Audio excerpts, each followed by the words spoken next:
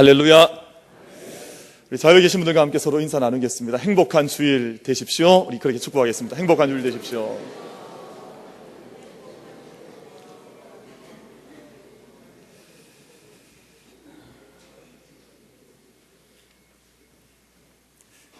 여러분, 예배도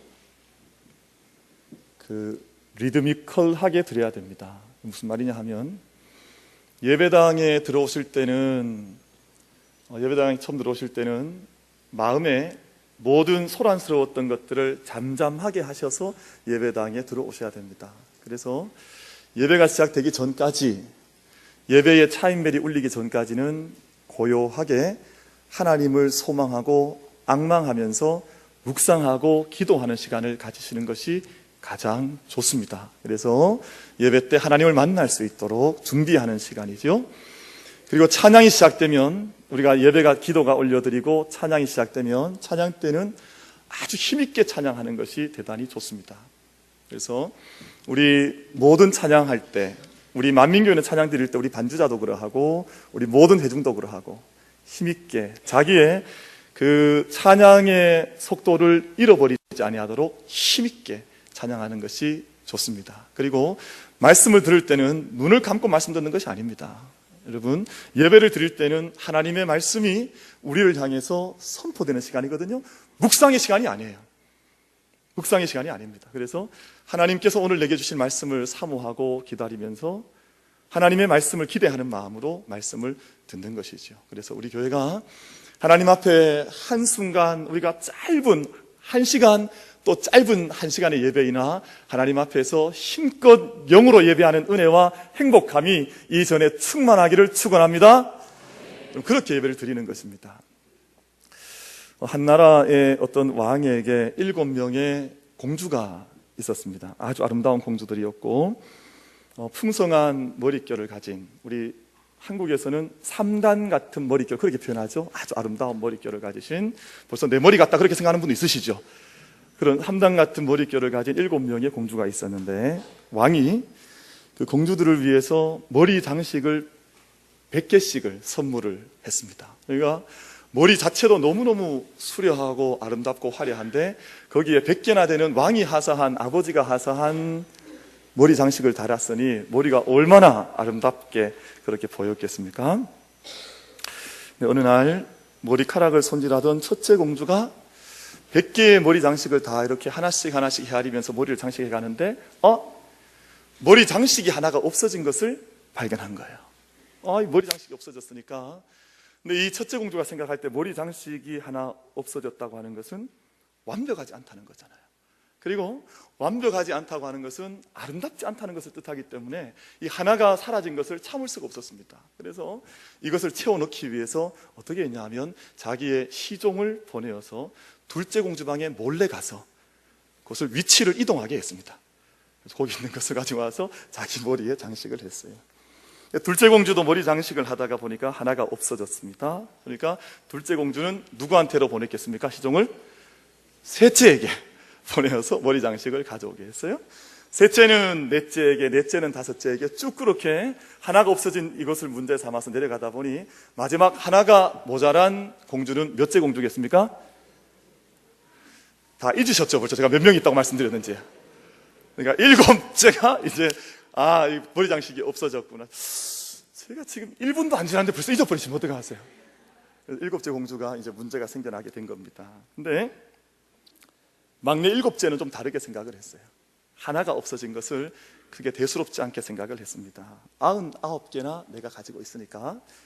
보통 99개라고 하는 것은 완전한 숫자라고 우리나라에서 이야기하는데, 이것은 내게 아마 좋은 일이 생길 그런 사인인가 보다, 그렇게 7째 공주는 생각을 했습니다. 그런데 그 다음 날 그 나라에 누가 찾아왔겠습니까?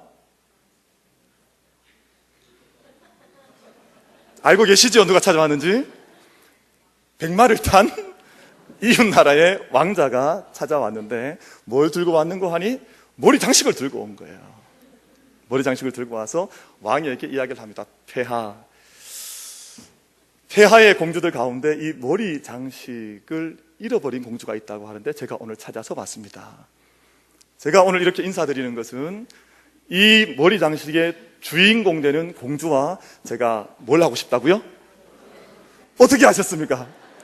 제가 그 공주와 제가 혼인을 하고 싶습니다. 그렇게 이야기를 드리고 얼마 지나지 않아서 막내 공주가 그 왕자와 결혼을 해서 행복하게 살았다는 옛날 이야기입니다.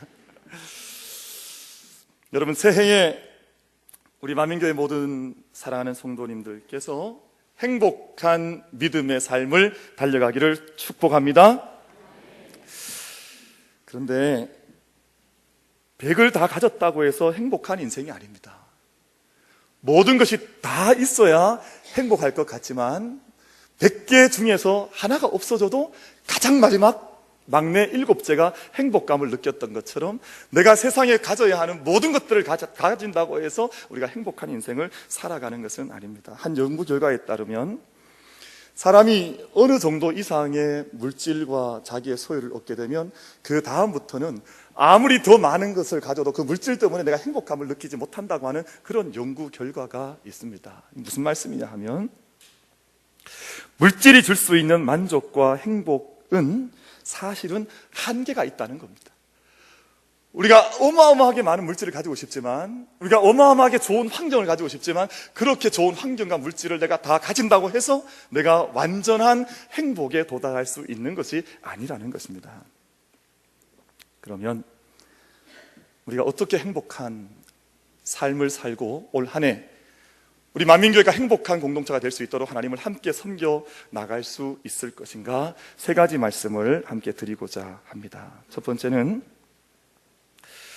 작은 것 안에서도 감사할 수 있는 능력, 한 알의 밀 안에 들어있는 거대한 하나님의 가능성을 볼 수 있는 믿음의 안목, 영적인 안목이죠. 작은 겨자씨가 거대한 거목을 이루어 간다고 하는 믿음의 눈을 가지는 것, 이것이 행복한 인생을 걸어가는 첫 번째 비결이 되는 것입니다. 우리 1절 말씀 우리 한번 합독하겠습니다. 11장 1절 말씀 우리 한번 같이 읽겠습니다. 시작. 이새의 줄기에서 한 싹이 나며 그 뿌리에서 한 가지가 나서 결실할 것이요. 아멘.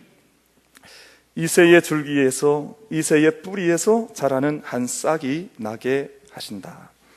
여러분, 이새의 뿌리라는 말은 이스라엘 사람들에게, 옛 히브리 사람들에게는 아주 아무것도 가능성이 없어 보이는 한 가문, 한 집안이라고 하는 관용구와 같은 말입니다.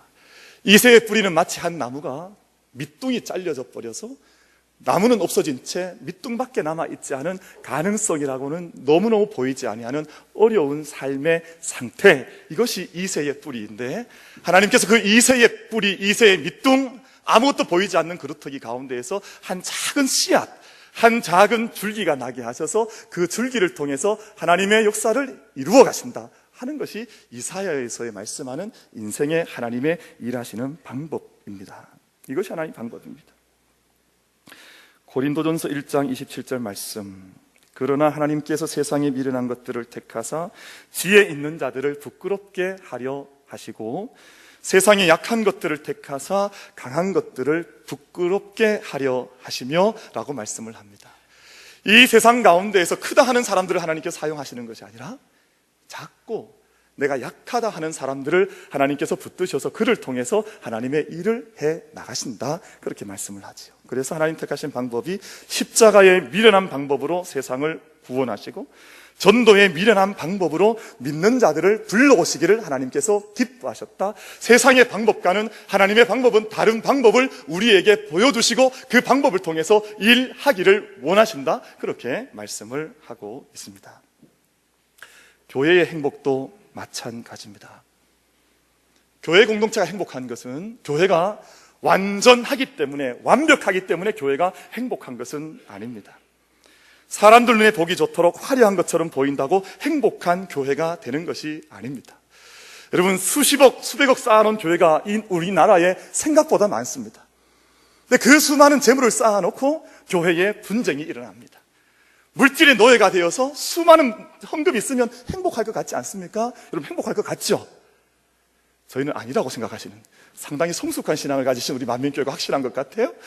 근데 세상의 사람들이 수십억 수백억을 쌓아놓고는 그 물질 때문에 분쟁이 일어나고 싸우는 공동체가 이 땅에 얼마나 많은지 모릅니다.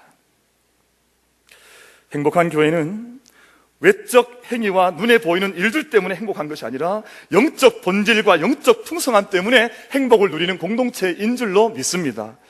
사도행전 2장 46절과 47절 말씀 우리 한번 같이 합독해 보겠습니다. 성경에서 저는 이 본문이 교회, 초대교회의 원형이지 않습니까? 프로토타입이에요. 이 초대교회 행복이 어떻게 이루어졌는가를 우리 이 말씀을 통해서 같이 한번 합독하겠습니다. 같이 읽습니다. 시작. 날마다 마음을 같이 하여 성전에 모이기를 힘쓰고 집에서 떡을 떼며 기쁨과 순전한 마음으로 음식을 먹고 하나님을 찬미하며 또 온 백성에게 칭송을 받으니 주께서 구원받는 사람을 날마다 더하게 하시니라.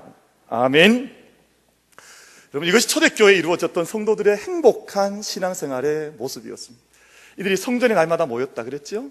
그럼 이 성전은 이 초대교회 성도들이 세운 자기들이 건축한 교회가 아니었습니다. 지금 본문에서 말하는 성전이라고 하는 것은 그 옛날 지어졌던 예루살렘 성전을 말을 해요. 여전히 유대교가 함께 차지하고 있던 그 성전이죠. 자기들이 지은 성전은 없었지만 오늘 우리들 말로 표현하면 우리가 건축한 교회가 없었다 그 말이에요. 그럼에도 불구하고 그 예루살렘 성전에 함께 모이기를 날마다 힘을 썼고 저마다 또 흩어지면 성도들의 집에 각각 모여서 함께 떡을 뗐다 그랬습니다. 오늘 우리들 말로 하면 구역 모임이 있으면, 세일 모임이 있으면 거기에 함께 모이기를 힘써서 그곳에서 함께 먹고 마시며 찬양하며 함께 믿음의 삶을 누려갔다, 그렇게 말씀을 하지요. 근데 그 모습이 얼마나 감동적이었는지 또 얼마나 도전적이었는지 믿지 않는 세상 사람들이 볼 때, 야, 우리도 저렇게 좀 살아봤으면 좋겠다, 저런 공동체를 한번 만들어봤으면 좋겠다 하는 마음을 불러일으켜 날마다 구원받는 사람들이 그 공동체 속에 더해져 갔다, 그렇게 말씀을 하고 있습니다. 여러분, 우리 만민교회의 영적인 흐름은 화려한 교회가 아니라 영적인 행복함을 이루는 교회가 될 수 있기를 원합니다. 그래서 외적인 화려함에 묶여인 교회가 아니라 영적인 깊이를 날마다 더해가 오늘 초대교회 이 사도행전 말씀처럼 주님 앞에서 함께 날마다 모이기를, 기도 가운데 모이기를 힘쓰고 하나님 앞에서 함께 흩어지면 날마다 각 가정에서 함께 먹고 마시는 떡을 떼며 함께 주님께서 구원받는 숫자를 더하게 하시는 그런 은혜가 우리에게 더해질 줄로 믿습니다. 작년에 우리 교회가 전도 세미나를 했었습니다. 근데 수백 명의 손님들이 우리 교회를 찾아와서 이 본당을 아주 우리 간이 의자까지 가득 채워서 함께 그 세미나를 했던 적이 있거든요. 근데 이상하게 그때 외부에서 온 손님들은 많았는데 우리 교회 식구들은 별로 없었어요. 왜 그랬을까? 저는 1년 동안 제가 묵상하고 있습니다. 왜 그랬을까? 묵상 중인데 그때 많은 분들이 와서 세미나를 통해서 도전을 받았습니다. 왜 전도를 해야 하는지, 그리고 어떻게 전도를 하고 세상에서 복음을 어떻게 전하는지 많은 도전들을 받고 돌아갔습니다. 근데 그 당시에 이 프로그램을 기획했던 신문사가 있죠. 신문사에서 우리 교회에게 두 가지 제안을 했더랬습니다. 첫 번째 제안은 우리가 그날 했던 이 전도 세미나를 좀 열어달라. 그리고 우리가 교회가 협력을 했죠. 그래서 많은 분들이 와서, 수백 명의 사람들이 와서 여기서 그 훈련을 받았습니다. 또 두 번째, 또 한 가지 제안이 있었는데, 유명한 연예인들을 우리 교회에 소개를 해줄 테니까 연예인 전도 집회를 좀 해달라. 그래서 이 두 가지가 사실은 같이 제안을 받은 것이었습니다. 그래서 교회가 고민을 하고 우리 당회에서 우리 장로님들과 함께 이것을 어떻게 우리 교회가 이제 받아서 우리가 구체적으로 실행해 나갈 것인가 의논을 했더랬습니다. 근데 그때 당회에서 우리가 함께 논의를 하시기를, 전도 세미나는 저희가 이번 기회에 함께 열어서 우리 지역에 전도할 수 있는 힘과 동력을 함께 훈련받는 기회를 가지자, 그렇게 결정을 하고, 두 번째, 유명한 연예인들이 와서 함께 전도 집회하는 것은 우리가 다음 기회로 좀 미뤄두자 하는 결정을 했더랬습니다. 저는 그 결정을 1년 내내 이렇게 계속해서 몇 차례 묵상을 해본 적이 있습니다. 우리 교회가 저는 얼마나 감사했는지 모릅니다. 우리가 전도라고 하는, 우리가 급한 하나님의 마음으로 이 땅에 전해야 하는 그 훈련 우리가 당장 우리 교회가 감당을 해주지만, 우리가 당장 우리 교회가 화려함이나 외적인 것들을 치중을 해서 우리 교회 안에 유명한 연예인들을 함께 모셔서 함께 전도 집회하는 것은 우리가 다음 기회도 있을 수 있으니까 우리가 진중하게 교회가 걸음을 걸어갔으면 좋겠다 하는 것이 우리 당회의 중요한 결정의 내용이었습니다. 사랑하는 성도 여러분, 우리 교회가 적어도 외적인 화려함을 우선적으로 치중하는 교회가 아니라 영적인 깊이로 들어가서 함께 말씀 위에 선 교회가 되기를 원한다고 하는 그런 영적인 리더십들이 함께하고 있다고 하는, 또 그런 소망을 가진 성도들이 함께하고 있다고 하는 그 마음의 자신감과 담대함과, 우리 아까 장로님 기도하셨습니다만 믿는 이의 담대함을, 우리가 자존감을 함께 가지는 우리 교회가 될 수 있기를 바랍니다. 얼마나 감사했는지 모릅니다. 여러분, 잘려나간 밑동 같은 모습이라 할지라도 작은 것을 통해서 하나님께서 하나님 나라의 위대한 미래를 열어가신다고 하는 그 믿음의 역사를 바라볼 수 있는, 믿음의 역사를 볼 수 있는 안목들이 우리 만민교회 모든 성도들의 영적인 안목이 되기를 원합니다. 두 번째는, 행복한 교회는 성령의 임재하심과 역사하심이 있는 교회입니다. 우리 본문 2절 말씀 우리 같이 한번 합독하도록 하겠습니다. 본문 2절 말씀 같이 읽습니다. 시작. 그의 위에 여호와의 영, 곧 지혜와 총명의 영이요 모략과 재능의 영이요 지식과 여호와를 경외하는 영이 강림하시리니. 아멘. 모든 하나님의 일꾼에게는 반드시 하나님의 영이 임하십니다. 우리가 하나님의 영이 우리에게 임하시지 아니하고 우리가 주를 고백할 수 없고 예수께서 나의 주님이시다 고백할 수 없지요. 성령께서 우리에게 임하셨기에 우리가 믿음의 걸음을 걸어갈 수 있는 것입니다. 여호와의 영이 임하셨다고 하는 것은 두 가지 중요한 의미를 가지게 되는데, 첫 번째는 그에게 사명을, 특별한 사명을 그에게 부어주신다 하는 뜻입니다. 그리고 두 번째는 사명을 주실 뿐만 아니라 그에게 그 일을 감당해 나갈 수 있는 능력도 더불어 주신다 하는 것이 성령이, 하나님의 영이 임하셨다 하는 말씀의 뜻이 됩니다. 그래서 다윗은 시편 51편에서 기도하기를 주의 성령을, 주의 성신을 나에게서 거두지 마시고 내 안에 정직한 영을 새롭게 해 주십시오 라고 하는 간구가 다윗의 간구였습니다. 왜냐하면 성령이 내게서 떠나가면 내가 하나님의 일을 온전히 감당할 수 있는 사람이 되지 않기에 성령의 은혜가 자신에게 임하기를 하나님 앞에 간구하였던 것입니다.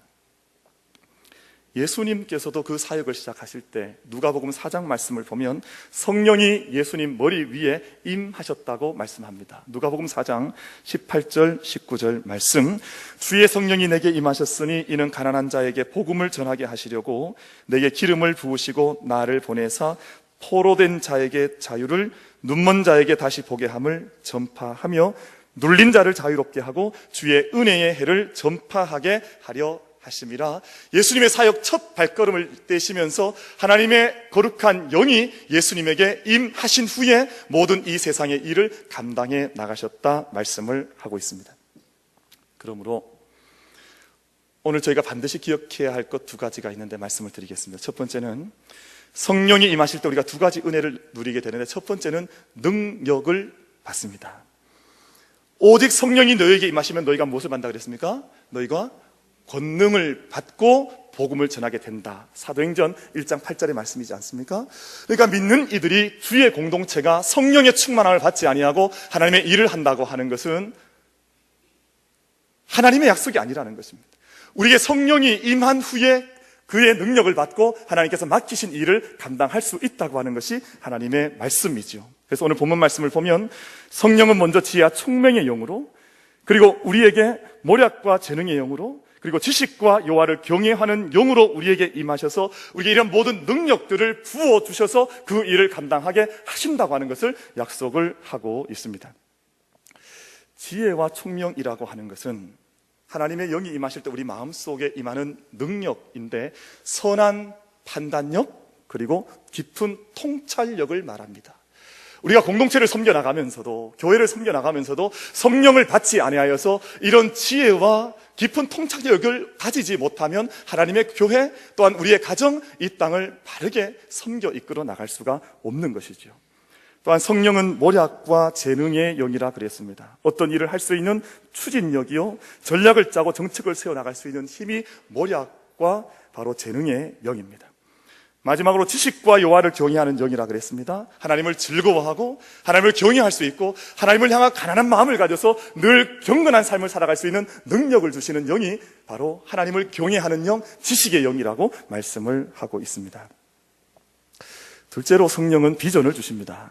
이사야서는 놀라운 비전으로 가득 차 있는 구약의 예언서의 말씀인데 오늘 저희가 읽은 본문 속에도 그 비전이 기록이 되어져 있습니다. 하나님 나라 늑대와 새끼 양이 함께 올려다니며 어린 사자와 송아지가 함께 풀을 뜯으며 어린아이가 사자를 목에 끈을 묶어서 이끌어 다니는 하나님의 나라라고 그렇게 말씀을 하고 있습니다. 암소와 곰이 함께 먹으며 그 새끼들이 함께 노는 나라. 사자가 소처럼 풀을 먹으며 어린아이가 독사의 굴에 손을 넣어서 장난치는 하나님의 나라. 여러분, 지금 저희가 읽었던 이 비전이 이사야가 보았던 하나님 나라의 얼마나 놀라운 비전인지 모릅니다. 우리가 비전 있는 사람이 성령의 사람이요, 성령의 사람은 반드시 비전을 가지는 줄로 믿습니다. 우리가 다 함께 성령의 사람들이 되어서서 하나님께서 우리에게 주시는, 우리에게 보여주기를 원하시는 그 비전을 보지 못하는 사람이 아무도 없고 우리에게 주신 그 비전과 꿈을 바라볼 수 있는 은혜가 우리 만민교회 모든 성도님들에게 함께하기를 축원합니다. 미국 백악관의 정책 차관보를 지내셨던 강영우 박사님이라는 분이 있죠. 제가 한두 차례 설교를 통해서 말씀을 드린 것으로 기억합니다만 우리 한인으로는 처음으로 백악관에 입성하셔서 가장 고위직에 올라갔던 분 아닙니까? 근데 이분이 어린 나이에 세 가지를 잃었습니다. 시력을 잃고 양친을 잃고 자기가 그렇게 사랑하고 따랐던 누나를 잃었습니다. 아주 어린 나이에 인생에서 가장 참혹한 경험을 하게 된 거죠. 시력도 잃고 양친 부모님도 잃고 누나도 잃었으니까. 근데 하나님께서 그에게 어린 나이에 그에게 비전을 주셨습니다. 그에게 10대 때 꿈을 주셨습니다. 비록 가장 중요한 것들은 다 잃어버리고 말았지만 하나님께서 그에게 비전을 주시기를 앞으로 20대 때는 10년 동안 너가 유학을 해서 네가 인생길을 걸어가야 하는 지혜를 배우게 되는 10년을 너가 보내게 될 것이다 하는 그 비전을 품은 거예요. 그리고 그 10년 이후에 30대가 되어지면 너가 사랑하는 여인을 만나서 가정을 꾸리게 되고 그 가정을 통해서 자녀들을 양육하게 될 것이다 하는 그 10년의 비전을 받았습니다. 그리고 그 다음 10년은 지금까지 가정도 꾸렸고 평생을 살아갈 수 있는 지혜를 받았으니 이제는 나머지 10년은 세상을 위해서 봉사할 수 있는, 세상을 섬길 수 있는 10년을 살게 될 것이다. 이것이 어린 강영우가 받았던 10대 때 꿨던 꿈이요 비전이었습니다. 그럼 그분이 평소에 그런 말씀을 했습니다.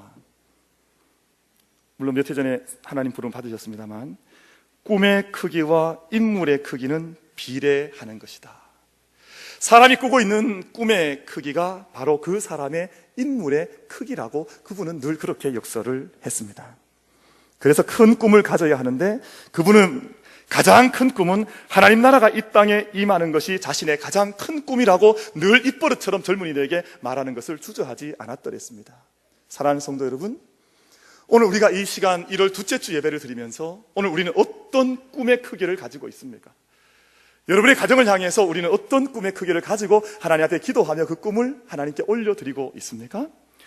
우리 사랑하는 만민의 모든 성도님들께서 믿음의 꿈을 하나님 앞에 붙들고 살아가는 동안 어떤 고난이 있다 할지라도 그 꿈의 능력을 우리가 놓치지 말고 하나님 앞에서 그 꿈을 붙들고 달려갈 수 있는 만민의 모든 성도들이 되기를 바라겠습니다. 그리고 강영우 박사께서 평생 동안 모토처럼, 자신의 인생의 모토처럼 붙들고 있었던 한 말씀이 있습니다. 로마서 8장 28절 말씀인데요, 우리가 알거니와 하나님을 사랑하는 자 곧 그의 뜻대로 부르심을 입은 자들에게는 모든 것이 합력하여 선을 이루느니라. 이것이 어린 나이에 가장 중요한 세 가지를 잃어버리고 대신 하나님께서 주신 꿈을 붙들고 살아갔던 강영우라고 하는 청년, 그 아이가 붙들고 평생을 살아냈던 말씀의 약속의 말씀이었습니다. 사랑하는 성도 여러분, 우리들도 내게 주신 비전의 그릇을 넓고 크게 하여서 우리의 인격과 믿음의 분량을 크게 할 뿐만 아니라 그 위에 부어주신 하나님의 분명한 약속을 붙들고 달려가 승리할 수 있는 우리 만민의 모든 성도들 되기를 바랍니다. 불행한 교회가 있습니다. 불행한 교회는 세상에서 보고 들은 것, 세상에서 경험한 것을 가지고 교회 안에 가지고 들어와 그것을 전하고 나누고 회자하면 그것은 불행한 교회가 될 수밖에 없습니다.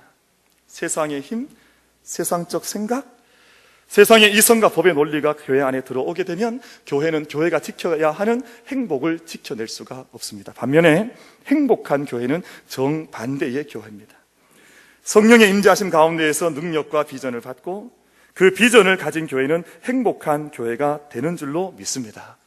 성령이 임하시게 되면 배에서 생수의 강이 흘러나와 그 생수의 강이 배에서 흘러나온 것들을 가지고 세상을 살아가는 사람들은 행복한 인생을 살아갈 수 있지만 세상의 것들에 짓눌려 세상의 것에 눌려서 살아가면 어떻게 행복한 삶을 살아갈 수가 있겠습니까?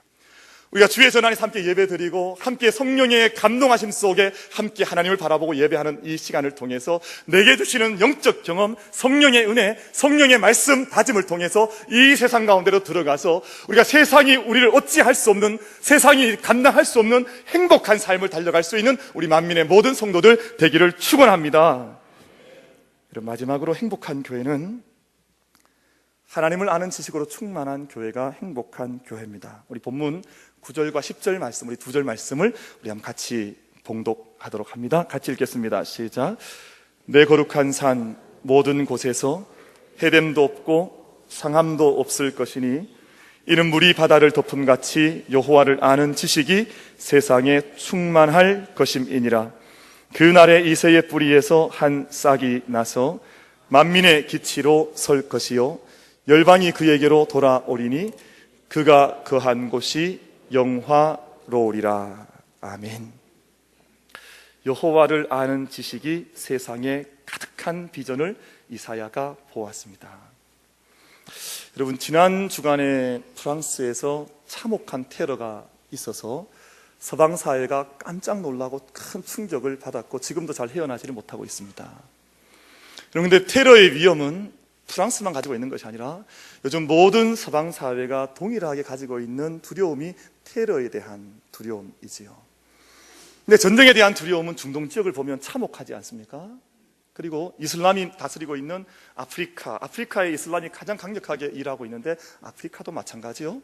가까이에는 북한도 마찬가지입니다. 그럼 아프리카가 되든 중동이 되든 서방 세계가 되든 북한이 되든 그럼 그 모든 테러와 폭력의 두려움이 있는 곳에 공통점이 뭐라고 생각하십니까? 그 안에 하나님이 계시지 않은 거예요. 그 안에 하나님에 대한 지식이 없는 사회는 폭력이 일어날 수밖에 없습니다. 너무나 자연스러운 결과들이 그 안에 일어나고 있는 것이지요. 여러분, 하나님이 계시지 않는 곳에는 반드시 죄가 들어가게 되어져 있고 죄가 다스리는 곳에는 사망의 권세가 그곳을 다스릴 수밖에 없지 않겠습니까? 우리가 이 땅을 위해서 중보하고 기도할 때마다 여호와를 아는 지식이 이 제단 안에, 하나님을 경외하는 지식이 이 땅 위에 충만할 수 있도록 우리가 함께 기도하고 그 일을 위해서 우리의 인생을 드릴 수 있는 우리들이 될 수 있기를 바랍니다. 조지 바나라고 하는 미국의 저명한 사회학자가 계신데 이분이 바나 그룹이라고 하는 여론조사 기관을 만들어서 교회에 대한 설치를 한 적이 있습니다. 그리고 2002년 이 땅의 교회라고 하는 스테이트먼트, 어떤 자료를 발표한 적이 있는데 이런 발표를 했습니다. 기독교인들이 성경에 대해서, 하나님에 대해서 얼마만큼 지식을 가지고 있는가 하는 것을 몇 가지를 이렇게 쭉 자료를 정리를 해서 발표한 적이 있는데 2002년의 발표입니다. 그러니까 약 10년 전의 발표죠. 근데 오늘 우리들도 이 질문을 한번 같이 나눠보는 것도 좋을 것 같아요. 우리는 미국의 크리스찬들과 비교해 볼 때 하나님을 아는 지식, 성경을 아는 지식이 얼마나 있는가 몇 가지 말씀을 좀 드려보겠습니다. 여러분도 직접 질문 한번 던져보기를 바랍니다. 미국 교회 그리스도인들 가운데 48%의 그리스도인들은 사복음서의 이름을 다 알지 못한다. 이게 잘 이해가 되십니까? 그러니까 미국에 있는 많은 교인들이 있는데 사복음서가 어떤 책인지를 알지 못하는 사람들이 48%. 여러분 지금 한번 답변해 보시겠습니까? 답변하지 마십시오. 제가 2006년에 그 미국을 가기 위해서 준비하면서 미국 대사관에 갔는데 영사가 저한테 질문했던 것이 바로 이 질문이었습니다. 제가 목사라는 것도 알고 제가 미국에 지금 목회를 위해서 출국하기 위해서 지금 비자를 받으러 온 것을 아는 영사가 제게 질문한 것이 사복음서를 알고 계십니까? 제가 그 질문을 받고 그때 완벽하게 대답을 해드렸습니다. 근데 그때는 그 질문이 잘 이해가 안 돼요. 왜 이 질문을 묻는가? 참 이상하다 생각했는데 제가 이 바나 그룹의 설문서를 보고는 그 이유를 알았습니다. 실제로 미국의 48%의 그리스도인들이 사복음서를 모른다고 하는 것입니다. 그러니까 그때 영사가 그런 질문을 제게 할 수밖에 없었던 것이죠. 두 번째, 52%의 그리스도인들이 예수님의 12제자 가운데 그 이름을 2명이나 3명밖에 알지 못한다.